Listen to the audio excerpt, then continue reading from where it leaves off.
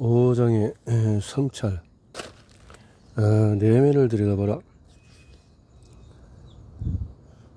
마지막으로 언제 치과에 다녀왔는지 생각해보자. 부디 작년이었기를 바란다. 당시 치과에는 왜 방문했는가? 치아의 통증이 느꼈거나 운동 중에 치아가 손상되었는가? 아니면 다른 사람의 보호자로 다녀왔는가? 치아를 포함한 우리 몸은 문제가 생기면 겉으로 드러난다. 시림, 뻐근함, 쓰라림, 가려움 같은 증상은 사용을 멈추고 회복에 힘써달라는 경고 신호다. 인생도 마찬가지다. 엄마 관계가 서서히 악화될 때에는 경각심을 가질 만한 사건이 나지 않는다. 우리는 천천히 끓어오르는 물속의 겨울처럼 살아간다.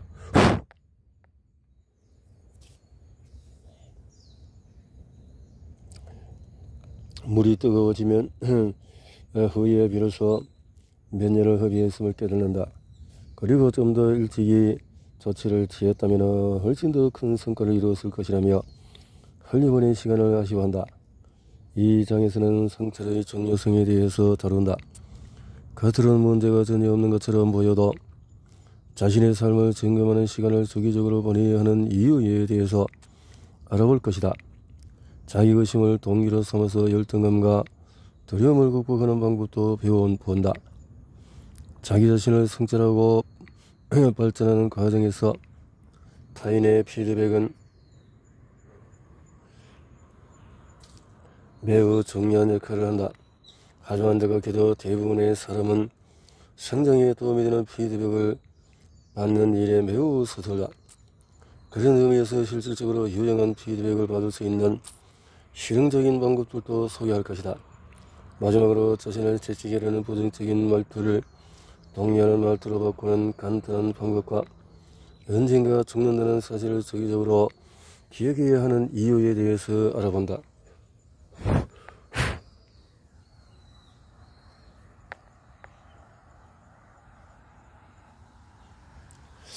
일년에 한두 번은 인생을 점검해라.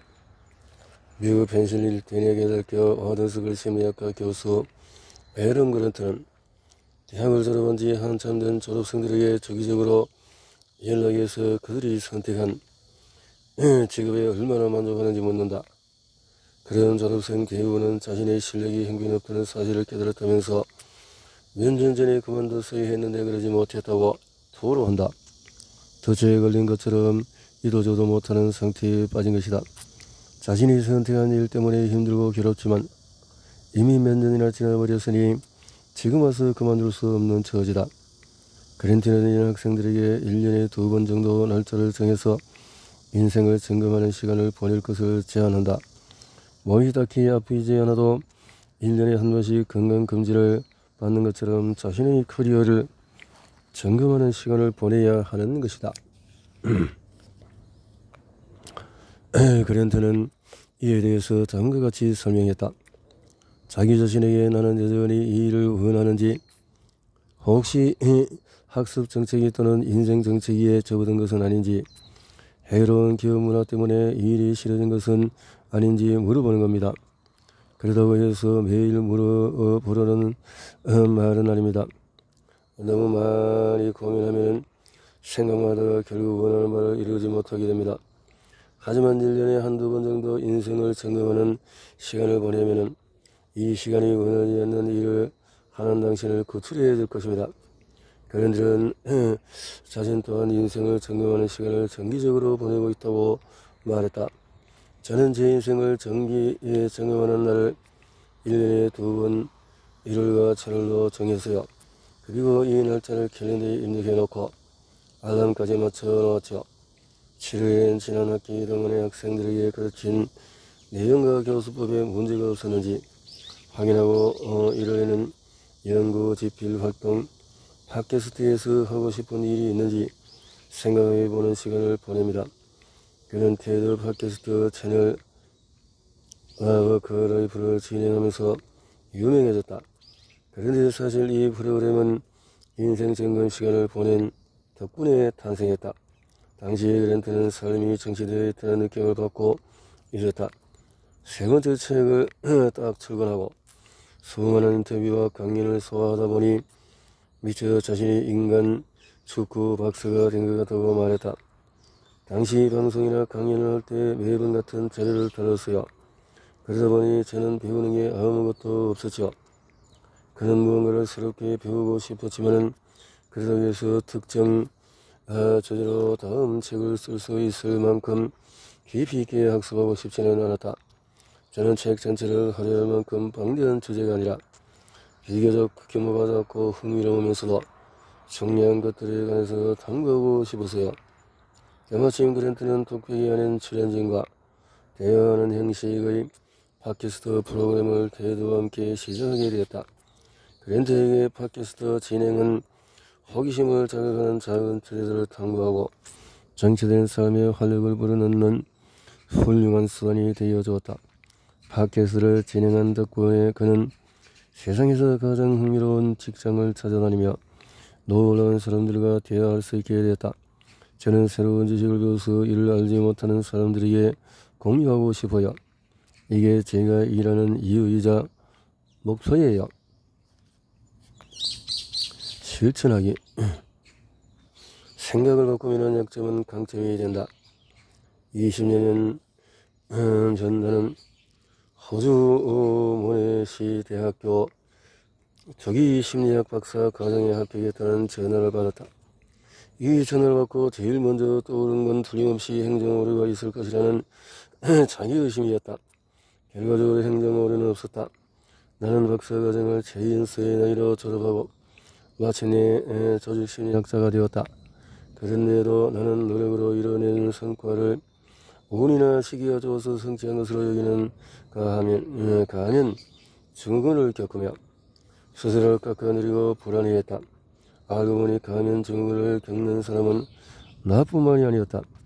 연구에 따르면 전체 인구 중에서 무려 82%가 가면 증후군을 겪고 있다고 한다. 어쩌면 나머지 18%는 인정하는 것이 두려워서 거짓으로 대답했을 수도 있다. 미국 시트콤 브로드 시티의 공동 제작자이자 각본 가이며 또 주연 배우이기도 한 예위 제이콥슨이 내 팟캐스트에 초대 손님으로 왔을 때 속이 울렁 끓을 정도로 매우 긴장했었다. 사실 나는 제이콥슨과 관련된 작품을 전부 다 챙겨 볼 정도로 오랜 팬이라 그녀의 만남을 모시게 되었다. 그러는 어느 날 제이콥슨과의 인터뷰를 준비하던 중에서 우연히 그녀가 브로드시티의 시즌 초반에 가면 증후로 힘든 시간을 보낸다는 기사를 읽게 되었다. 팟캐스트 방송에서 나는 제이콥슨에게 여전히 가면 증후군을 겪고 있는지 물어보았고 그녀는 그렇다라고 대답했고 그녀는 행사에서 연설거나 또 방송 패널로 참여했을 때 자기감에 빠졌던 경험에 관해서 이야기해 주었다. 저는 연기하기 전에야 새로운 것을 시도하기 전에 저는 더 긴장합니다. 내가 지금 여기서 뭘 하는 걸까? 왜 사람들이 내 말에 관심을 기울인 걸까? 깊은 생각이 계속 들어요. 제 무능력과 모습이 들통날 것 같아서 무서워요. 하지만 제이콥스는 색다른 방식으로 이 두려움을 이겨냈다. 사람들 대부분이 불안과 자기의심을 나쁘다고 생각하는 것과 달리 제이콥스는 이를 긍정적으로 바라봤다. 저는 제가 불안해할 필요가 없는 상황에서도 여전히 매우 불안해한다는 사실을 기쁘게 받아줍니다. 단 하루도 정치된 모습으로 살고 싶지 않거든요. 항상 자신을 성찰하고 제 커리어가 제대로 발전하고 있는지 점검하면서 살고 싶어요. 제가 얼마나 멀리 왔는지 되돌아보고 앞으로 가야 할 길이 여전히 많이 남았다는 사실을 알고 싶습니다. 저는 지금 하는 일에서 더 높은 성과를 이뤄낼 수 있다고 믿어요. 미국 스탠퍼드 대학교 심리학자 알리아 크럼은 연구를 통해서 사람들이 자기의심과 불안 같은 스트레스성 경험을 유익한 것으로 인식할 때 이것이 오히려 배움과 성장의 동기가 된다는 사실을 밝혀냈다. 스트레스를 긍정적으로 인식하는 사람은 부단히 늘려 높은 성과를 낳게 하고 생산성을 형성한다고 믿는다. 또한 이들은 실수를 저질러도 그 안에서 배울 점을 찾고 피드백을 반영해서 더 나은 모습으로 성장할 가능성이 크다. 실천하기. 그동안 자기 능력을 의심하는 부정적인 자기 대화를 한 적이 있는지 생각해본다. 다음에 자기 의심을 경험한다면 이 감정을 성장과 발전의 동기로 삼는다. 또한 언제든지 성장할 수 있다는 사실을 스스로 상기한다. 자기 의심을 불러일으키는 경험을 하게 된다면 피하지 말고 부딪혀 본다. 도전해야만 지금보다 더 나아질 수 있음을 기억하자.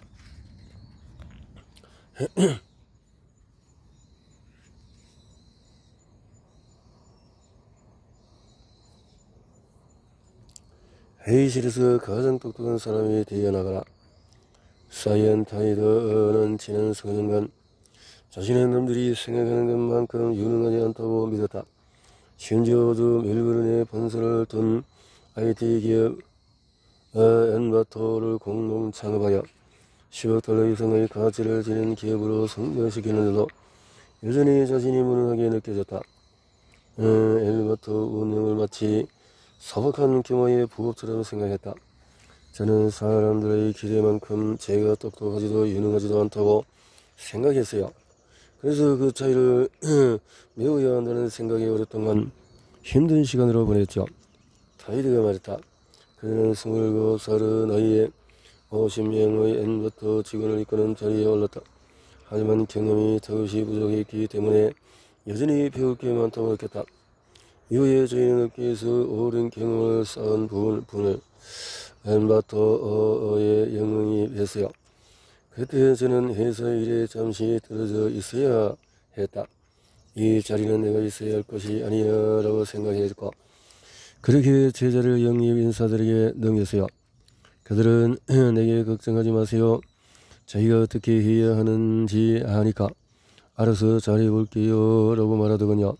하지만 시간이 흐를수록 타이드는 영입 인사들이 자기가 했던 것과 다른 방식으로 일한다는 사실을 깨달았다. 타이드는 가치 있고 유용하며 더 나아 보이는 선택을 지원하는 영입 인사들은 그렇지 않았다.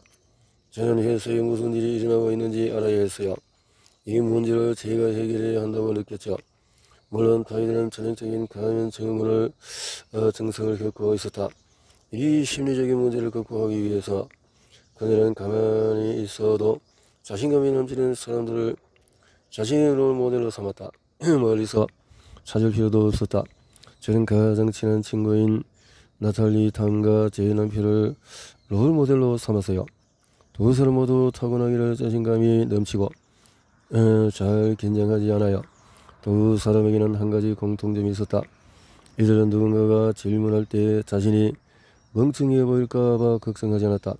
반면에 타이드는 사람들이 자신을 바보처럼 생각할까봐 늘 걱정했다. 저는 회의실에서 가장 똑똑한 사람처럼 보이고 싶다는 마음을 버리고 회의실에서 가장 똑똑한 사람이 되어 나가겠다는 생각으로 사고를 전환했어요. 그러려면 끊임없이 질문해야 했고 바보처럼 보이든 말든 남들의 시선을 신경 쓰지 말아야 했죠. 타이드는 지난 인생을 돌아보면서 그동안 가면 증후군으로 인한 두려움 때문에 여러 기회를 놓쳤다는 사실을 깨달았다. 저는 오랫동안 실패하지 않는 선택만 했어요. 하지만 이제는 기회가 왔다면 실패할까? 또 두렵더라도 도전해야 한다는 사실을 알게 되었죠. 시간이 흐르면서 타이드는 실패하는 일이 더는 두렵지 않아졌다. 또한 실패하더라도 잘 대처할 수 있게 되었다. 새로운 도전을 할수록 불안감은 줄어들었고 오히려 새로운 도전을 시작한다는 사실에만 집중하게 되었다. 누구도 해낸 적이 없는 정말 어려운 일에 도전한다면 분명 여러 차례 실패하게 될 것입니다. 저도 지금까지 장악한 회사만 10개가 넘지만 대부분 이름조차 들어본 적이 없는 회사일 겁니다. 거의 다 실패했거든요. 이게 타이드는 실패를 두려워하지 않는다. 대신에 앞에 놓인 잠재적인 장애물을 피하지 않고 정면으로 마주한다. 정면으로 맞이한다. 나다운 것이 가장 좋은 것이다. 나는 팟캐스트에서 인터뷰를 진행할 때마다 내 이야기를 얼마나 많이 해야 하는지에 항상 고민한다. 출연자 얘기로 채워야 하는지 아니면은 출연자 이야기에 관련된 내 일면을 조금 소개해도 될지 늘 갈팡질팡한다. 머릿속에는 사람들은 내가 아닌 출연자의 이야기가 궁금해서 팟캐스트를 듣는 것이니 조용히 있자고 말한다. 그래서 될 수 있으면 출연자의 이야기에만 초점 맞춰서 인터뷰를 진행하는 편이다. 하지만 가끔 정반대의 조언을 들을 때면은 인터뷰 방식을 바꿔야 하는지 다시 고민에 빠진다. 내가 이런 조언을 건넨 사람은 매우 일간지 베테랑 기자 카라 스위셔였다. 간이는 내가 즐겨 듣는 팟캐스트 진행자이기도 하고, 스위셔는 자신의 커리어 인생에서 가장 큰 도움을 받은 조언 하나를 내게 들려주었다. 당시 그녀는 세계 최대 규모의 온라인 서비스 제공업체 성장에 관한 자신의 첫 저서를 집필하던 중이었다. 처음 그 조언을 들었을 때 저는 할 말을 잃었어요. 스위셔가 내가 말했다. 당시 저는 젊었고 일도 잘했지만은 아직 기자로서 경력을 잃지 않았어요. 책을 어떻게 써야 할지 몰라서 정신이 반쯤 나가 있었던 것 같아요. 정말 많은 사람을 인터뷰했는데 이들에게 받은 방대한 정보를 어떻게 처리하는지도 몰라 왜 애를 먹었고요. 스위셔는 범죄 실화에 기만을 둔 소설형 쓴 한 친구가 전화를 걸었다. 사실 이 친구는 그녀가 책을 쓰고 있다는 사실을 아는 유일한 사람이자 동료 기자였다. 당시 친구도 재판을 취재해서 이를 바탕으로 새로운 소설을 쓸 계획이었다. 그녀는 친구에게 도무지 어떻게 해야 할지 모르겠다며 미쳐버릴 것 같다고 토로했다. 그러자 친구는 그녀를 진정시킨 다음에 이렇게 말했다. 다른 사람이 말하는 AOL 성공담을 전부 쓰려는 것은 아니잖아. 내 관점에서 바라본 AOL의 성공담을 쓰면 되는 거야. 너는 AOL에 대해서 어떻게 생각하는데? 독자들에게 어떤 이야기를 전달하고 싶은 거야? 스위셔는 친구의 조언을 들은 후에 갑자기 모든 것이 쉬워졌다고 말했다. 친구의 말을 듣고 나니 이런 생각이 들었어요. 맞아. 다른 사람의 이야기를 쓰려는 게 아니야. 내 이야기를 쓰려는 거지. 그러다면 쉽게 쓸 수 있겠는걸? 그녀는 지금까지도 어떤 일을 하다가 막힐 때면은 지금 이 일을 하는 사람은 다른 누구도 아닌 바로 나라고 스스로 되낸다. 이제 나는 정해진 규정이 없고 얼마나 많은 시간과 노력을 투입해야 하는지 알 수 없는 창의적인 작업을 할 때 어려움이 닥치면서 스위셔의 조언을 떠올린다. 특히 팟캐스트에서 출연자를 인터뷰할 때 내 이야기를 얼마나 해야 할지 고민이 되면은 이렇게 생각한다. 이 인터뷰를 진행하는 사람은 다른 누구도 아닌 바로 나다. 두려움은 최고의 상황 앞에 찾아온다. 무서운 일에 도전했던 때를 떠올려보자. 많은 사람 앞에서 정면 발표를 했거나 상사에게 용기 내어서 연봉 인상을 요청했던 기억이 생각날 수 있다. 어쩌면 비행기에서 뛰어내린 경험이거나 부디 낙하산 착용을 했기를 바란다. 이외에 오지 벌적이 소개한 거미 실험에 참여했던 기억일 수도 있다. 혹시 이런 도전을 앞두고 불안해하고 있을 때 친한 친구에게서 일어날 수 있는 최악의 상황을 상상해보라는 조언을 받아본 적이 있는가? 미셸 폴러는 이런 조언을 수백 권도 넘게 들었다. 그녀는 2015년 브랜딩 석사 과정을 발전 중에서 100일 동안의 두려움을 100번 극복하는 프로젝트를 시작했다. 이 프로젝트는 세계적인 움직임이 되어 수백만 명의 사람들에게 영향을 미쳤다. 미국 방송사 NBC의 대표 아침 프로그램 NBC 투데이를 비롯해서 팍스뉴스, CNN, CBS 등 여러 유명 방송들도 그녀의 두려움 극복 프로젝트를 앞서서 다뤘다. 폴러는 두려움 극복 프로젝트의 하나로 스탠드업 코미디 공연하기, 절벽에서 다이빙하기, 상어와 수영하기 등을 한창 수행하고 있을 때 그녀를 돕고자 하는 사람들에게 이런 말을 자주 들었다고 했다. 당신에게 일어날 수 있는 최악의 상황을 상상해 보세요. 최악의 상황과 비교했을 때 현재의 상황은 그보다 괜찮으니 두려워할 필요가 없다는 뜻으로 그는 좋은 일이었을 것이다. 하지만 풀러는 이 말을 들었을 때 죽음에 의해 일어날 수 있는 최악의 상황을 많이 떠올렸다. 죽지는 않겠지만 당신은 당하겠죠. 실패할 수도 있어요. 거절할 수도 있고요. 자존감에 상처를 입을지도 몰라요. 위험을 감수할 때는 항상 잘못될 가능성이 커요. 하지만 이 조언에는 그 문제가 있다. 최악의 상황을 상상하다 보면 실제로 그 일의 현실에서 겪게 될 수 있다는 것이다. 그래서 폴로는 이 문장을 살짝 바꿔봤다. 만약에 진짜로 두려움을 마주하고 싶다면 최악의 상황이 아닌 최고의 상황을 상상해야 합니다. 내게 일어날 수 있는 가장 좋은 상황들로 머릿속을 채우는 겁니다. 그러다 보면 처음 그 일을 하기로 결정했을 때 좋은 도전이라고 판단했던 근거가 생각나게 됩니다. 최악의 상황을 계속 상상하면 우리는 부정적인 생각과 이미지로 가득 차게 되고 결국 불안함과 걱정만 커지게 된다. 그러나 최고의 상황을 상상하면 우리가 두려워하는 상황에서 일어날 수 있는 긍정적인 결과에 집중하게 된다. 그게 인상을 요청했을 때 원하는 결과를 얻을 수도 있고 중요한 발표를 맞았을 때 정령의 좋은 반응을 받을 수도 있다. 비행기에서 뛰어내린다면 아드레날린이 솟구치는 기분과 엄청난 자부심을 함께 느낄 수가 있다. 심리학 설치 긍정 심리학 저널의 실현 참여자들에게 당신에게 일어날 수 있는 최고의 상황을 상상해 보라고 주문한 다음에 이들의 변화를 설명한 연구 논문이 게재되었다.